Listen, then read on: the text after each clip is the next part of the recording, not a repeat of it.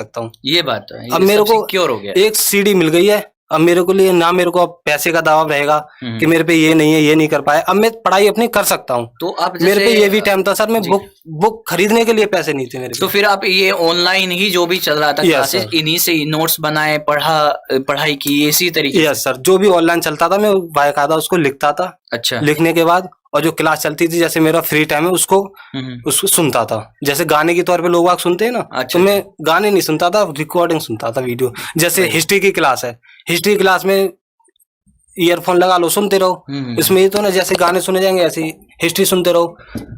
GK की class है और एक मैथ सब्जेक्ट ऐसा, उसको देखो और समझो, फिर होता है ऐसी रीजनिंग। सही बात है। और हिस्ट्री हिंदी वगैरह, ये जैसे पर्यायवाची मान लो, जो बताएंगे वो चेंज थोड़ी ना हो जाएंगे। एक बार आपने देखा, लीड लगाओ, सुनो। सही बात है। तो आपका फिर जैसे रिटन आपका हुआ था 2019 में हुआ था ना वो? Yes sir. आपका फरवरी में, जनवरी में। अच्छा, जनवरी में।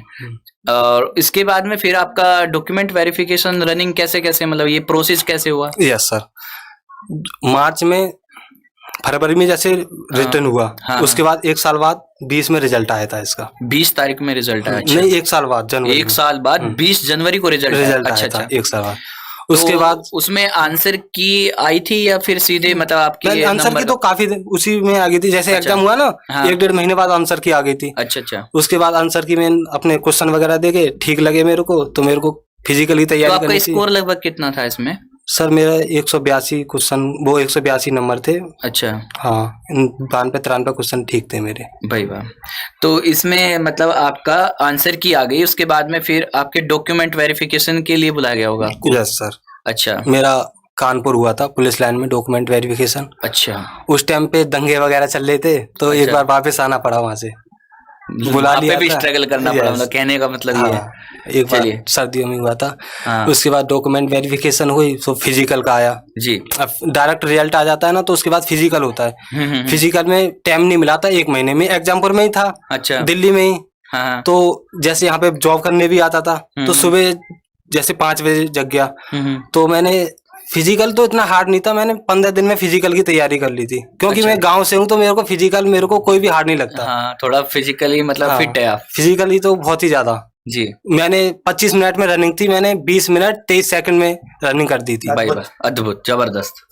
फिजिकल के लिए मेरे को कोई प्रॉब्लम नहीं। फिजिकल में मतलब ये बच्चा जानना चाहेगा, जैसे यूपी कांस्टेबल में आपका जो फिजिकल हुआ था, उसमें केवल रनिंग थी या लॉन्ग जंप, हाई जंप, या फिर ऐसा भी कुछ था? यूपी पुलिस में sir long jump, high jump कुछ नहीं होता, ओनली फिजिकल। अच्छा। हाइट नपती है, लंबाई नपती है, वो तो आपका डॉक्यूमेंट वेरिफिकेशन पे ही हो गया होगा? हाँ, वो हुआ था, फिर भी हुआ था। अच्छा, फिर भी हुआ था, फिजिकल के टाइम पे भी हुआ था, और मेडिकल में भी हुआ था। मेडिकल में तो होगा ही, खैर वो तो ऑब्वियस है। तो आप फिजिकल के बाद जैसे आपका हो गया, उसके बाद फिर प्रोसेस क्या थी? फिर मेडिकल के लिए आपको बुलाया गया होगा?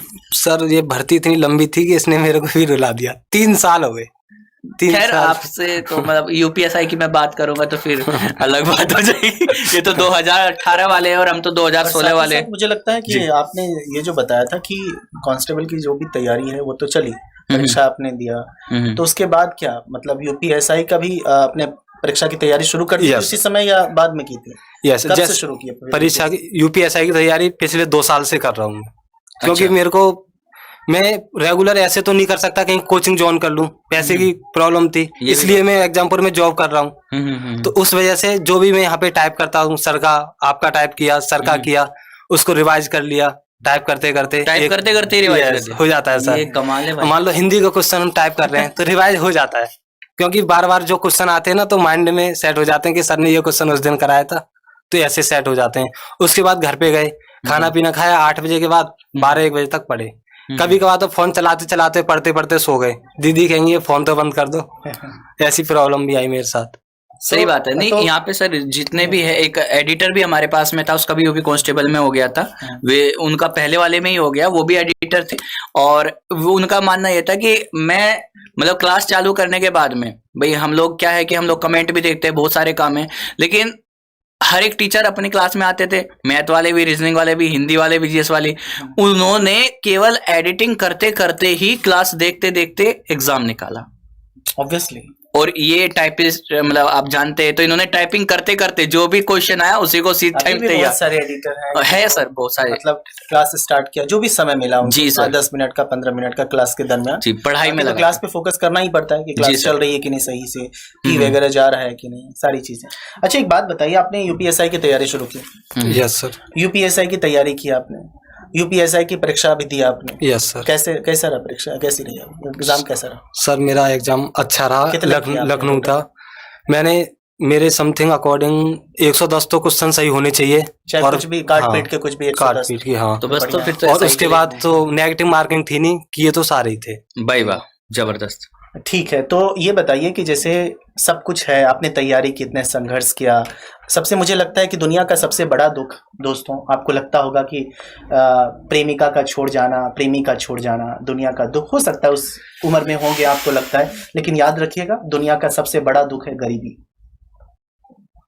और जब व्यक्ति अपने नजरों के सामने देखता है ना, उस मशक्कत से, उस स्थिति को झेलते हुए जब मुकाम कोई हासिल करता है ना, तो वो उससे बड़ा सुकून इस पृथ्वी पे, इस ब्रह्मांड में कोई नहीं है। आपको या किसी व्यक्ति को लग सकता है कि कांस्टेबल ही तो है, लेकिन ये कांस्टेबल नहीं है दोस्त, ये एक नींव है, एक फाउंडेशन है, इनकी नींव हो गई, यहां से ये सफर कोई भी तय कर सकते हैं, चाहे वो एसआई बने, एसआई के बाद पीसीएस या आईएएस किसी भी प्रकार की तैयारी कर सकते हैं, इनकी मर्जी है। इसका मतलब नींव मजबूत हो गई और इन्होंने बहुत करीब से गरीबी को देखा है। और मैं बार बार कहता हूं कि दुनिया का सबसे बड़ा दुख है गरीबी, और भगवान ना करे किसी को ये देखना पड़े, लेकिन किसी भी स्थिति में आप हैं तो अपनी स्थिति को बेहतर बना सकते हैं। इसलिए मैं बार बार कहता हूं बेहतर से बेहतर की तलाश करो, मिल जाए नदी तो समंदर की तलाश करो। अभी कुछ देर पहले ऑन कैमरा ऑफ कैमरा बात हो रही थी, इन्होंने ये भी कहा कि मैं सर ठीक है कांस्टेबल तो निकाल दिया, ठीक है मैं विद्यार्थी को बता भी दूंगा अपनी कहानी, लेकिन सर मैं आईएएस पीसीएस की तैयारी करना चाहता हूं। तो भगवान करे आईएएस पीसीएस की तैयारी करे, जितना जल्दी हो एसआई का भी एग्जाम क्रैक हो, आईएएस पीसीएस की तैयारी करे। तो सोचिए उन मजदूर जो पिता हैं उनको कितनी खुशी मिली होगी। सबसे बड़ी बात क्या है ना, जो हर दिन मुश्किल से नहीं पैसे दे होते हैं और खुद कमा के घर चलाना, ऊपर से पढ़ाई करना, मतलब बड़ी खुशी है।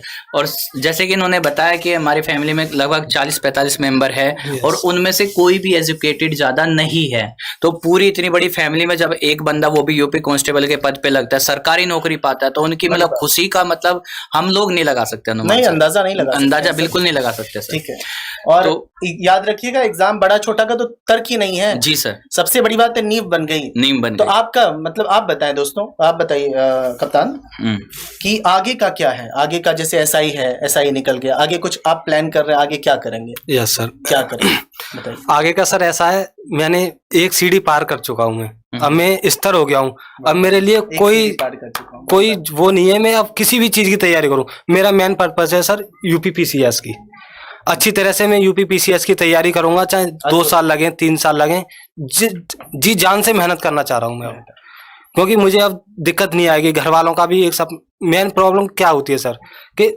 कोई भी एक जगह स्थिर मिल जाए, एक जगह मेरे को एक जगह स्थिर मिल गई है, अब मैं यहाँ से किसी भी चीज की तैयारी कर सकता हूँ, किसी भी एग्जाम की। और गाँव में सर ऐसा होता है ना, जैसे सरकारी नौकरी मिल जाए तो बहुत बड़ी बात होती है। मेरे पूरे गाँव में 5 से 6 सरकारी जॉब वाले हैं, पूरे गाँव में 5 से 6 पूरे गांव में सर।